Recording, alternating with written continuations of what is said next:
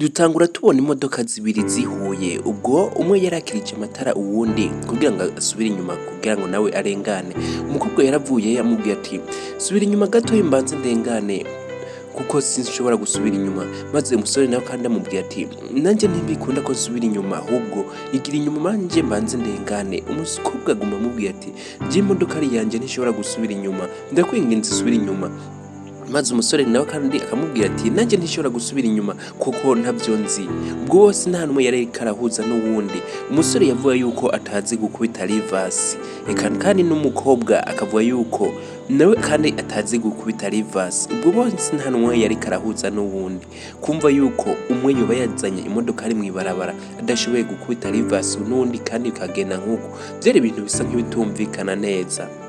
Ubwo bose bamaze kubona yuko bidakunze ko bumvikana, umwe yavuye mu modoka ari n'uwundi aravayo, atangura kumwinginga. Uno mukobwa yari yitwa Betty, amubwira ati basi we nyimbo ushoboye gusubiza imodoka ari yawe inyuma canke ushobora gusubiza inyuma imodoka ari yanje, akira basi imfunguzo nkurireho usubije inyuma. Umusore kandi nawe aramubwira ati nanje ntabyo nzi, sinumva kuntu woba wazanye imodoka ari nk'iyi yose izimvye hanyuma udashobora kuyisubiza inyuma.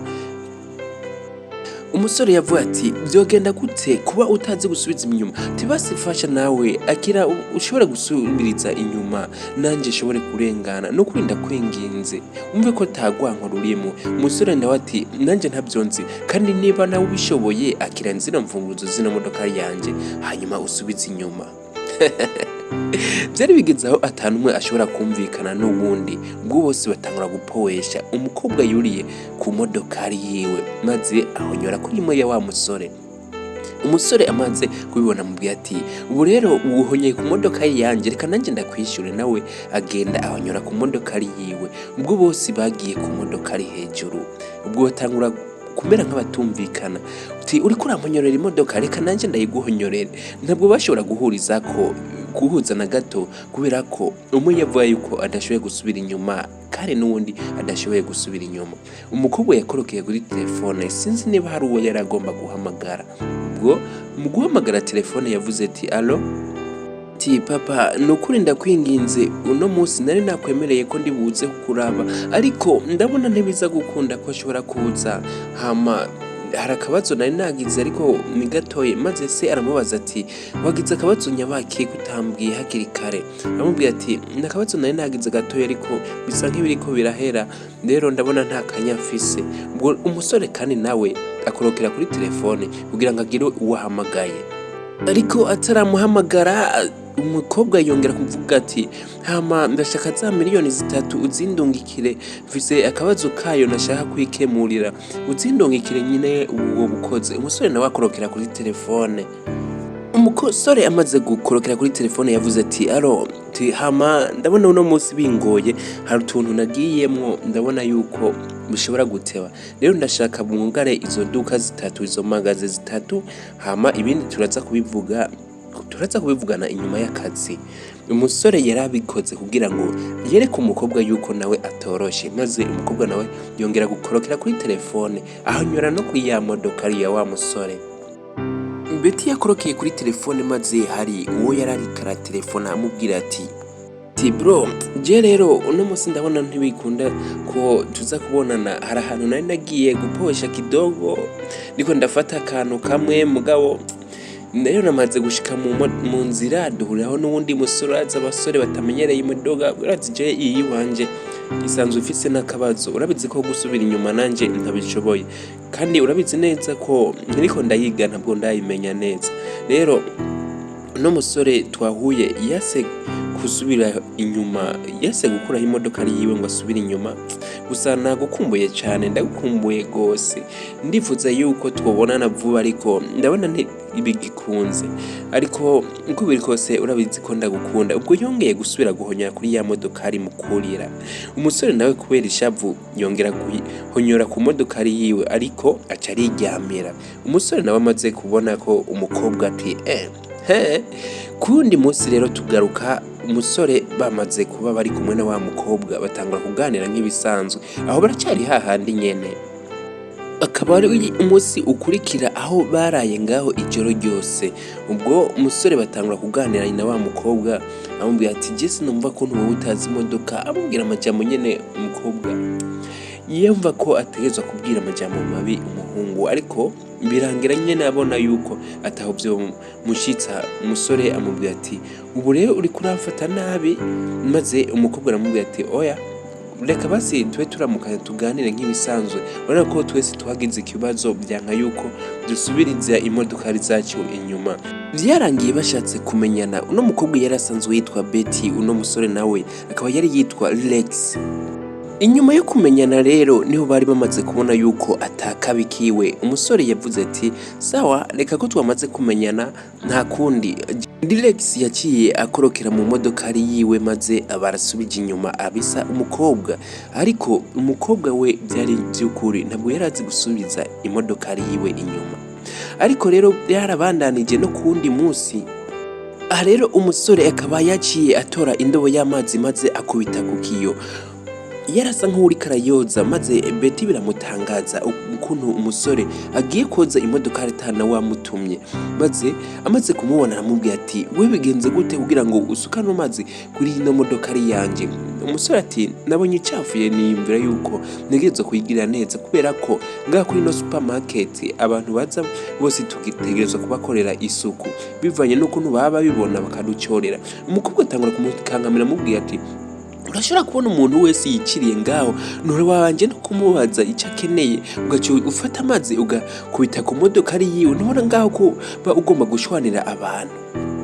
Umukobwa rero yaciye agenda mu modoka ari kugira ngo akureyo agasakoshi maze amuhereze uwo musore kugira ngo ntasuye kumugora. Yamubwiye ati akera tora amahera nyimba abandi mubakorera ku mahera je ntacyo bitwaye.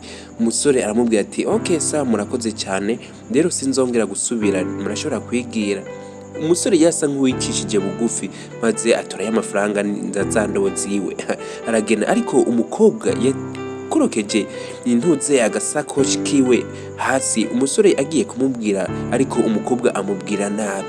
Biboneka neza yuko no mukobwa yarabigize abibona, Betty yabigize abibona kugira ngo arabe ko n'umusore yigenza, ariko bivanye n'uko n'umusore yari kabwirwa nabi na Betty yaragatoye maze areka kuvuga. Agiye kukamushyira aragonana avuga ati mbese nk'ubuno kamushyira biragenda gute? Umusore yaciye agatora maze atera yigirirwa inyuma kugira ngo ashobore kugenda agatwaye.